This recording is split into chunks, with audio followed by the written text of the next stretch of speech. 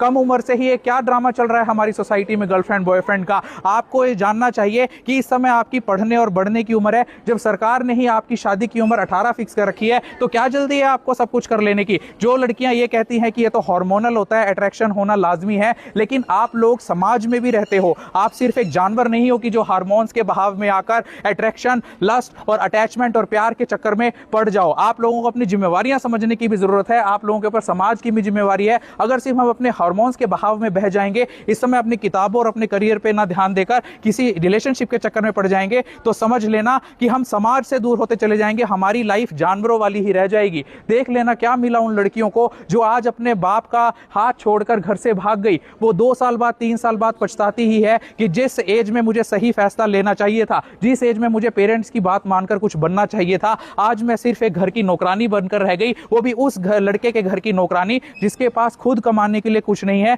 जो पंक्चर लगाता है, जो मैकेनिक है। क्या आप एक पंचर लगाने वाले से शादी करना चाहती हो? कितनी लड़कियां एक पंचर लगाने वाले से शादी करना चाहती हो?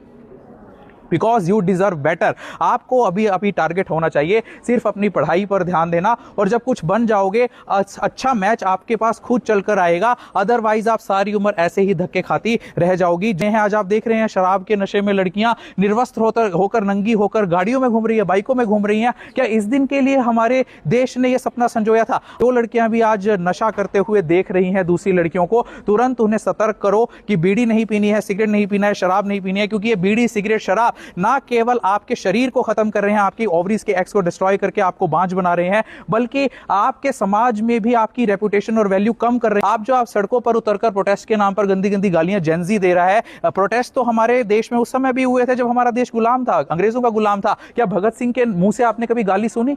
क्या लक्ष्मीबाई के मुंह से आपने कभी गाली सुनी? क्या सावित्रीबाई फुले के मुंह से आपने कभी गाली सुनी? तो आज ही छोड़ दो उन मां बहन बेटियों को गालियां देना, उनकी गालियां देना। जिस देश में बेटी बचाओ बेटी पढ़ाओ के नारे लगते हो, अगर उसी देश का छोटा बच्चा से लेकर बड़ा बुजुर्ग मां बहन और बेटी के नाम पर गालियां दे रहा है, तो धिकार है ऐसे नारे पर, और धिकार है उस बेटी मां और बहन के सम्मान पर जिसकी झूठी कस्में हम रोज खाते हैं। रक्षाबंधन के नाम पर जिसकी हम राखी अपनी कलाई पर बंधवाते हैं, अगर हमें वही बहन मां और बेटी की गालियां रोज देनी है, हर रोज देनी है, चाहे एक छोटा बच्चा हो या टीवी पर डिबेट पर बैठा हुआ एक नेता हो। छोड़ दो आज सभी उन मोबाइल फोनों को जो तुम्हें गंदी आदतें सिखा रही हैं, उन सभी फिल्मों को जो तुम्हें गालियां सिखा रही हैं, जो अपने पेरेंट्स की डिसरिस्पेक्ट करना सिखा रही हैं, और साथ में तुम्हें इस बात का बढ़ावा दे रही है कि असली फ्रीडम आपकी कम कपड़े पहनने में है। असली फ्रीडम आपकी कम कपड़े पहनने में नहीं है। असली फ्रीडम गर्भ निरोधक गोलियां खाने में नहीं है। असली फ्रीडम किसी लड़के के साथ भाग जाना नहीं है या सड़क पर नंगा होना नहीं है। असली फ्रीडम है अपने हकों को जानना, अपने हाथों की किताबों को थामना और कुछ बनकर दिखाना।